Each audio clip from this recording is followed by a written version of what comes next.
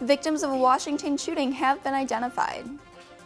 Fifth attack at the University of Wisconsin. Hi, I'm Chelsea Birdsall. And I'm Jenny Tuchkowski, and this is your Public Eye News.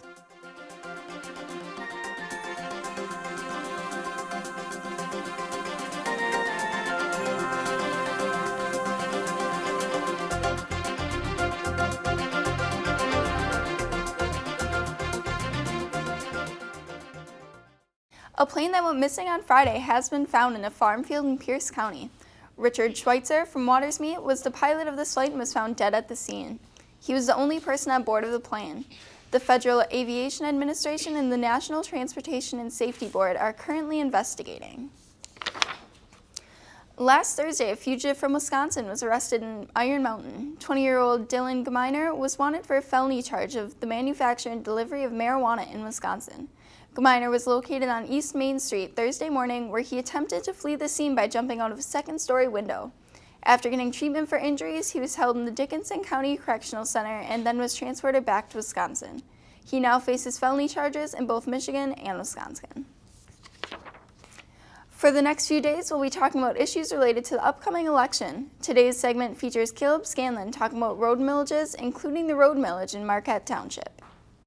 Welcome to Poli-Sci on the Fly. I'm Caleb Scanlon. With me today is Jason McCarthy, Planner and Zoning Administrator at the Marquette Township. Thank you for joining me.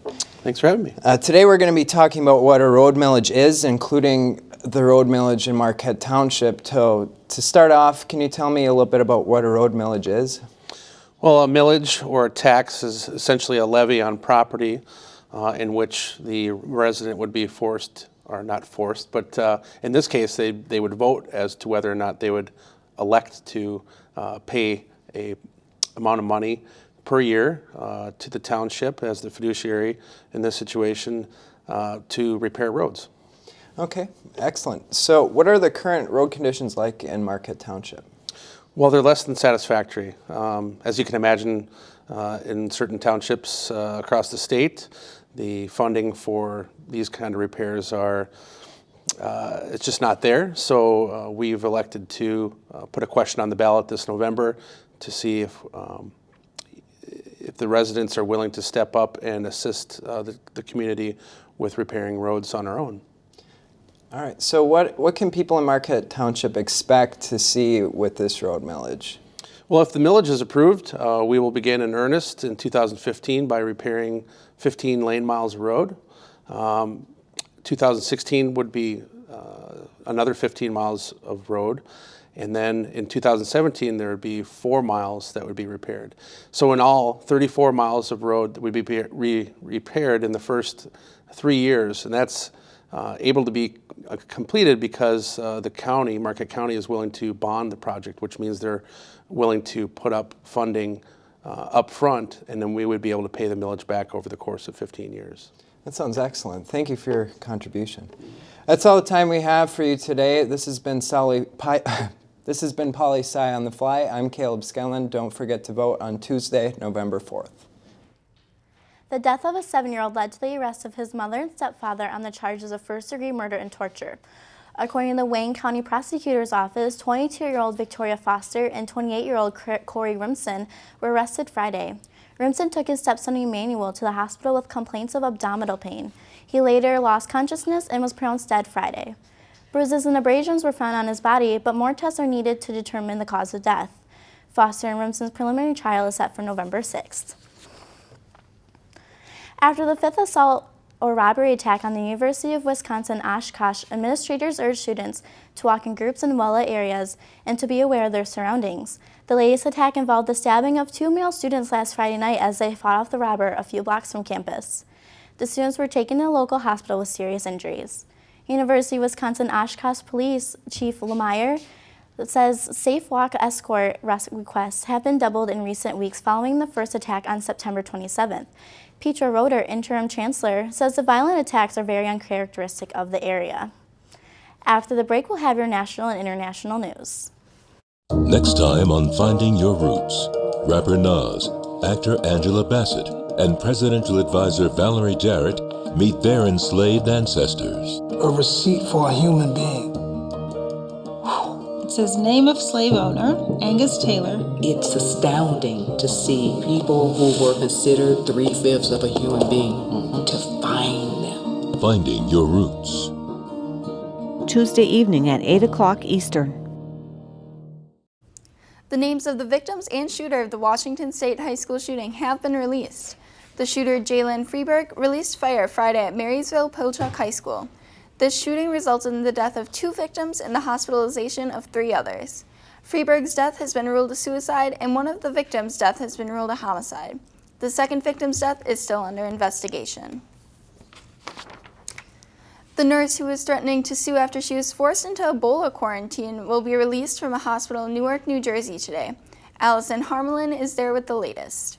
Nurse Casey Hickox is heading home to Maine today after testing negative for Ebola. She was being held under quarantine against her will in an indoor medical tent since Friday after arriving in New Jersey from Sierra Leone, where she was treating Ebola patients. The governors of New Jersey and New York are the first to implement 21-day quarantines for medical workers returning from West Africa. Hickox hired a lawyer and was threatening to sue, saying she was completely healthy all along and that the conditions she was kept under were inhumane. Hickox was held here at University Hospital after developing a fever. The hospital says every effort was made to make sure she was comfortable and that she had access to a computer, a cell phone, and meals of her choice. Health officials say she's taking a private jet to Maine, where she lives with her boyfriend. In New York City, officials confirm a 5-year-old boy who had been to West Africa has been tested for Ebola after showing signs of the virus. The boy is being held in isolation at Bellevue Hospital with his mother. Bellevue is the same hospital where Dr. Craig Spencer is being treated for Ebola. He's in serious but stable condition. Allison Harmelin for CBS News, Newark, New Jersey. Islamic extremists have abducted dozens of girls and young women out of northeast Nigeria, which has siphoned hope of a ceasefire to bring back the 219 girls that were captured in April. Residents report 30 teenagers have been taken from Maiduguri, the capital of Borno. Another 40 females were abducted from Adamawa on October 18th. According to Human Rights Watch, more than 500 girls have been kidnapped since 2009 by Boko Haram. The hostages are being forced to become Muslim and then into marriage and rape, according to escapees. Residents of Hawaii's Big Island have begun evacuating homes as lava quickly approaches residential areas. Lava has been erupting from the volcano and advances towards the town of Pahoa this weekend at the startling rate of 15 yards per hour. Some 1,000 people live in the affected town. Malika Lincoln of CBS affiliate KGMB was there as residents began to leave. With temperatures approaching 2,000 degrees, lava oozed through a pasture over the weekend on the outskirts of Pahoa and swallowed roadways.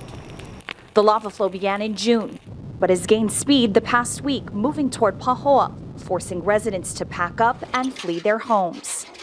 This weekend, authorities went door to door telling residents to prepare for mandatory evacuations in the coming days. Yeah, it's real. It's now or never. You know, you pack and you got to get out. When you get the notice of anywhere from 3 to 5 days, this is the real thing. In August, Pahoa residents here were hit hard by Tropical Storm Isel, which damaged homes and knocked out power for 2 weeks.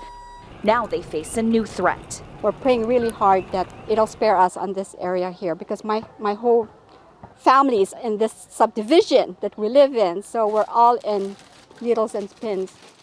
The Kilauea volcano has erupted continuously since 1983, but lava usually has head towards the ocean. Officials say in the past 2 years, the lava flow has begun to shift towards more densely populated communities. We're going to be out there 24/7 watching the flow activity. If for any reason it does pick up in its rate of advancement, we may need people to pick up the pace and move their plans on a little faster. Lava could reach the first homes as early as Tuesday. Milaka Lincoln, Pahoa, Hawaii. And after the break, we're going to have your weather and sports.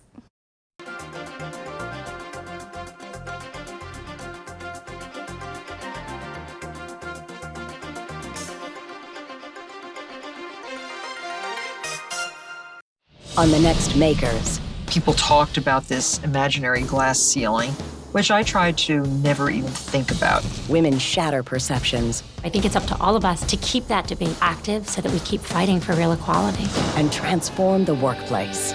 Foreign-born woman in an iconic US-based company that has always been run by white males. You've got the beginnings of a juicy story. Makers, Women in Business. Join us Tuesday evening at 9. Welcome back. I'm Maddie Brinker with your Public Eye News weather, and as you can see behind me in the Academic Mall, it's pretty cloudy and has been raining on and off today. Currently it's cloudy with a temperature of 46 degrees and winds from the west-southwest at 2 miles per hour, and your barometric pressure is at 29.7 inches and steady. Tonight it's also going to be cloudy with a low of 45 degrees and winds from the northeast at 5 miles per hour. Tomorrow it's going to be raining with a high of 51 and winds at the west from 10 to 20 miles per hour. Looking around the UP, generally it's pretty cloudy. Up in Sault Ste. Marie, it's 46 degrees. In Manistee, it's 49. In Escanaba, it's 50. In Menominee, it's 55 degrees. In Iron Mountain, it's 52. In Ironwood, it's 57. Up in Houghton, it's 47 degrees. And back here in Marquette, it's 46 degrees. Looking ahead, on Wednesday, it's going to be raining with a high of 41 and a low of 36. On Thursday, it's going to be partly cloudy with a high of 45 and a low of 33. And on Friday, we're going to have a chance of snow with a high of 35 and a low of 30. So it's pretty cloudy around the UP. I heard it's pretty cloudy for the Wildcats as well. It is really cloudy for the Wildcats. They got blown out this weekend. Hopefully the sun will be out next weekend when we take on Walsh. So we'll see. The Northern Michigan University football team traveled to Ashland, Ohio this weekend after a big conference win last week against Wayne State, but got crushed as a result and as time ran out. The game was pretty much decided early as a 7-1 Ashland team took a commanding 44-0 lead until the fourth quarter of play when the Wildcats avoided the shutout and put up 14 points before the game ended. NMU couldn't stop Ashland's early attack when they allowed the Eagles to rush for a touchdown and complete several touchdown passes throughout the game. Northern's late rally wasn't enough despite the good effort at putting together 2 solid fourth quarter drives led by sophomore quarterback Shea Brown and the 7 solo tackles by sophomore defensive back Pat Ryan. NMU returns at home this weekend to fight for a third win when they host Walsh on Saturday. Kickoff is set for 1 p.m. In NFL news, the Detroit Lions pulled off a huge comeback win at Wembley Stadium in London yesterday as they came back from a 21-0 lead late in the game and beat the Atlanta Falcons 22-21. The Lions' #1 ranked defense looked shaky early as they allowed Atlanta to command 3 successful touchdown drives and not put up any points until the third quarter due to their injury-plagued offense. The late rally included a huge connection between quarterback Matthew Stafford and Golden Tate, a short red zone pass to Theo Riddick, and a controversial final-second field goal by kicker Matt Prater. The Lions go into their bye week this weekend with a division-topping 6-2 record and will prepare to take on the Miami Dolphins at home on November 9th at 1 p.m.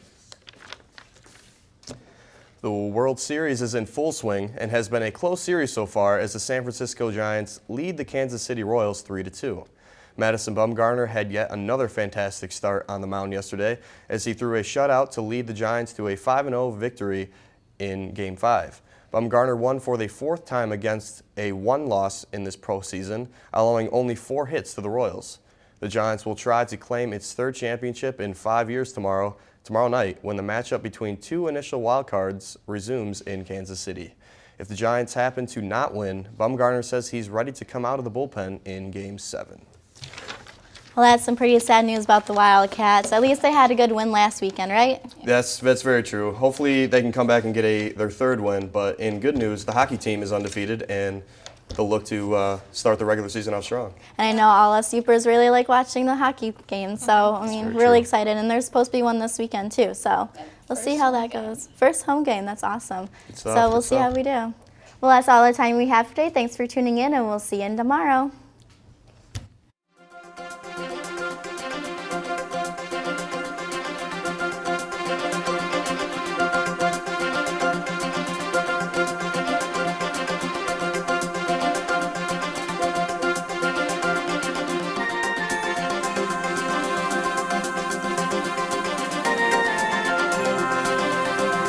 The preceding program was produced in studios located in the Edgar L. Hardin Learning Resources Center by WNMU-TV, Northern Michigan University Public Television.